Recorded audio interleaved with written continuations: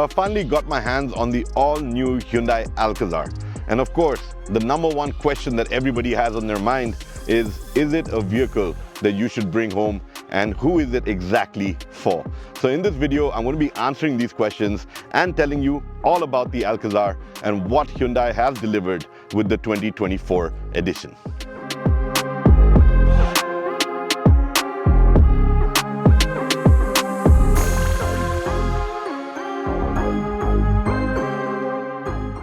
When it comes to the design of the new Hyundai Alcazar, I have to say that it makes quite the statement. It's come of its own, it's not so much Creta-like anymore, and I think that the fact that it has a different front look really makes it stand out. So key elements obviously include the dark chrome radiator grille, which looks elegant, which looks upmarket, and it definitely exudes a ton of confidence. You also get really neat edge-shaped LED DRLs.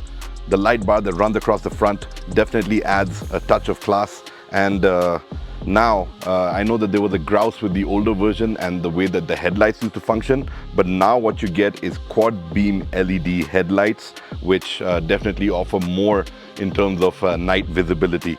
So that's definitely a great upgrade over there. Other changes to the front obviously are the revised, more squared off look, and you also get a neat looking front bumper that gives it a sporty touch. It gives it a touch of class as well. So I think it really brings out the size and the fact that this thing has quite the road presence. As you move along the sides, obviously the big highlight there are the R18 diamond cut alloys. They look absolutely striking on the Alcazar, and they also have a great sort of ratio to the rest of the body. So this is not van-like, it's very much more in the SUV domain. So nice large chunky wheels definitely make a big difference to what you get over there. The bolt design also gets painted black body cladding that definitely emphasizes its muscular stance, gives it a touch of elegance, and I really like the fact that it also lets you break away from the otherwise standard colors of the vehicle. So it brings out the colors a little bit more. That's at least what I felt, and it was something that is absolutely great about it. You get these new bridge type roof rails up top. Again, the fit and finish on those is outstanding. It looks elegant and adds to the entire persona of the SUV. Last but not the least, as you move over to the rear, it's not as rounded as it was before.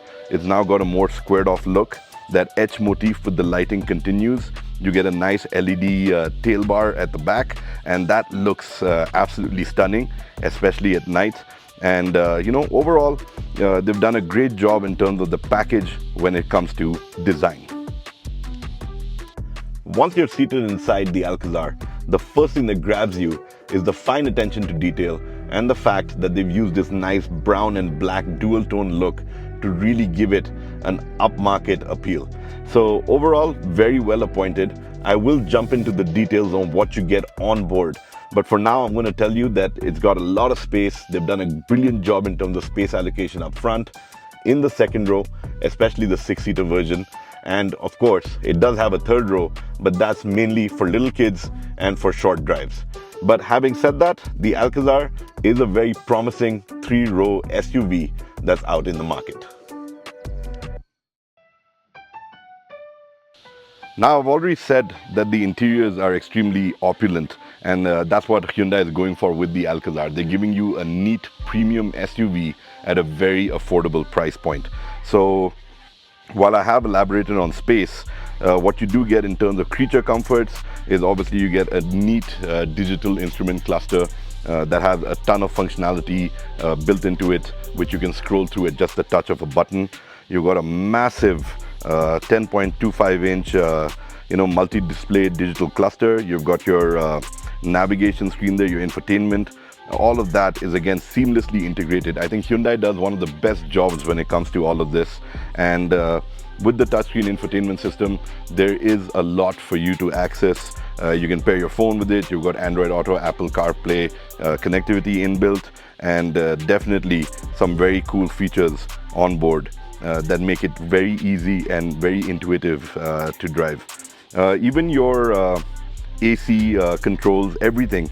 The buttons over there, they feel really upmarket and high-end. So Hyundai has definitely gone for better materials, to make it look more opulent than what you get in the Creta, and that's where it actually looks rather different. You've got really neat leather seats with a quilted pattern. All 4 seats in the captain seat version come with seat ventilation, which I think is a great touch for people, especially those who are going to be using this as a chauffeur-driven car. You get a ton of comfort in the back.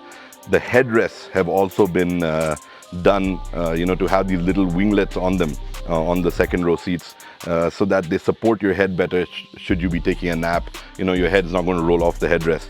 And that's again something that's been done to ensure that you have exceptional comfort on just about every journey that you take in the Alcazar. Other key highlights include the fact that you get 8-way power driver and front passenger seats. So that's again a great touch over there. You've got steering mounted controls for easy access to a lot of features, as I've mentioned before.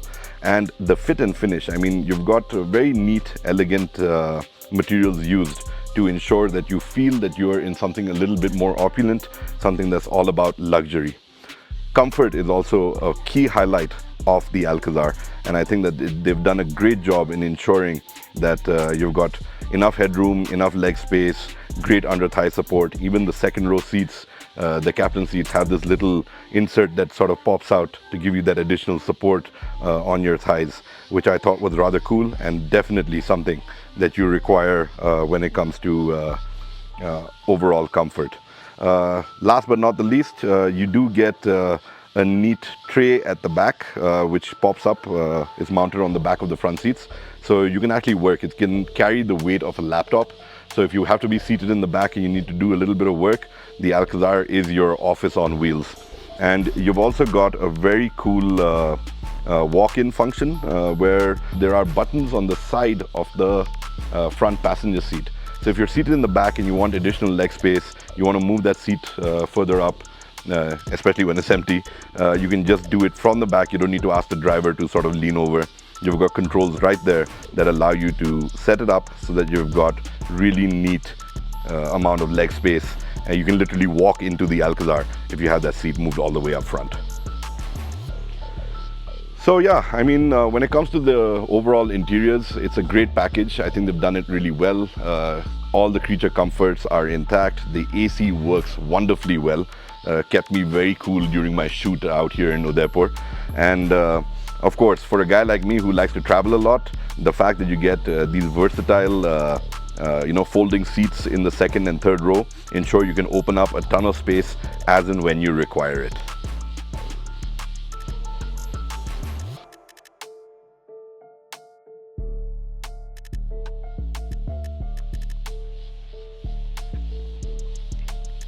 When it comes to tech on board, so what do you get with the Hyundai Alcazar? Of course, Blue Link is now a standard feature, so you've got over 70 features with OTA updates coming in for maps and the infotainment system. You've got the voice-enabled smart panoramic sunroof that's available only on the petrol version, and you can just ask the Alcazar to open up the sunroof.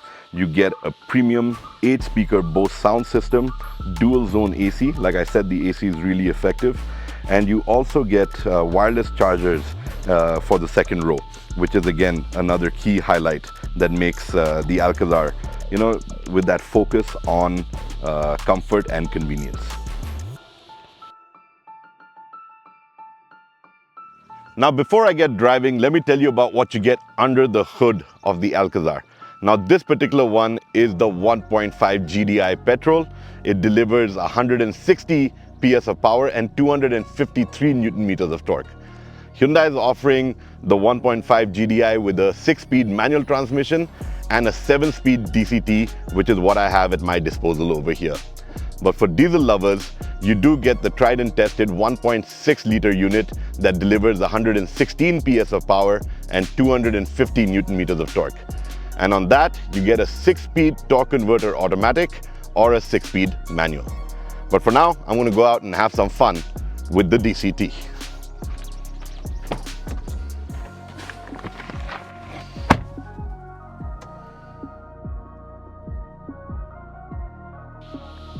Now, for a person like me, I think when it comes to reviewing a vehicle and judging what it's like, being in the driver's seat is very important for someone like me. I know that the Alcazar is targeting those seated in the back seat as well. But if you are one of those people who enjoys driving, enjoys being in the driver's seat and in command, the Alcazar does not disappoint. It is wonderfully spec'd. You feel great. The steering feels great. The steering input is great. It's nice and easy at low speeds, firms up nice at higher speeds. You feel in control, and the ride quality is again outstanding on the Alcazar. I really don't know how Hyundai does it, but they've actually managed to give this vehicle an almost sedan-like ride quality, which is really outstanding. Even on bad roads, even on twisties, you take it out on a hill for a spin, you know, you're not getting jostled around like you would in a typical ladder on frame sort of SUV. And having said that, I think that sort of brings the entire package together about it being a comfortable, premium, luxury vehicle that you're going to use on a daily basis. And that's just what makes it so great.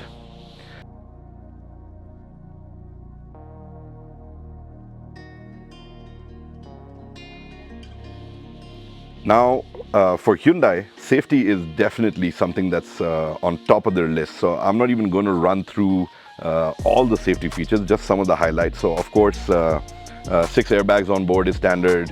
Your ABS, EBD, hill hold, all of that is part of the package. And you also get level 2 ADAS. So Hyundai likes to call this Smart Sense. And this includes, so you've got forward collision avoidance assist, you've got forward collision warnings. It can detect pedestrians, it can detect cyclists. So it's been tuned to match the Indian driving environment. It's not as intrusive as earlier ADAS systems used to be. So, you know, we're seeing ADAS coming of age, and the Alcazar is a fine example of what ADAS can actually do for you. It works as a system that prevents you from getting into a situation. That's just something that's just so wonderful about it. So you got blind spot collision avoidance. In fact, even the blind spot cameras, they light up really nice on the driver information display as you use the indicators. And it doesn't take a long time to learn how to use them or to see just how much you can benefit from those. You got lane keep assist, lane departure warning, high beam assist, which is again something that for me personally is great because I drive a lot in the hills and people love to drive with the high beams in the hills. So this is just something that makes driving in the hills so much easier for me. You've got lead vehicle departure alerts and also a ton of features that help you do parking assist. Yes, adaptive cruise control is also part of the package.